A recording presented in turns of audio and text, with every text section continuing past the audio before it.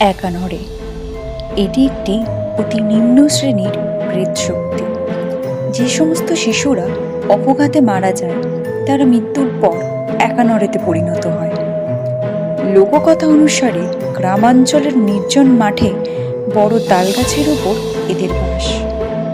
প্রতি পূর্ণিমা রাতে কোনো জলাশয়ের আশেপাশে বা শিশুদের খেলার মাঠে এদের দেখা যায়। জীবিত অবস্থায় অতি কষ্ট পাওয়ার ফলে এরা হয় হিংস্র প্রকৃতির এবং প্রতিশোধ পরায়ণ। জীবিত অবস্থায় অপূর্ণ নানা ইচ্ছে পূরণ করার জন্য ফিরে আসে।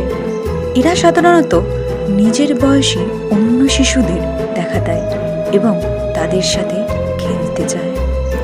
তাই পরের বার কোনো বাচ্চা যদি মাঠে আপনার সাথে খেলতে চায় তাহলে একটু সাবধান থাকবেন কিন্তু।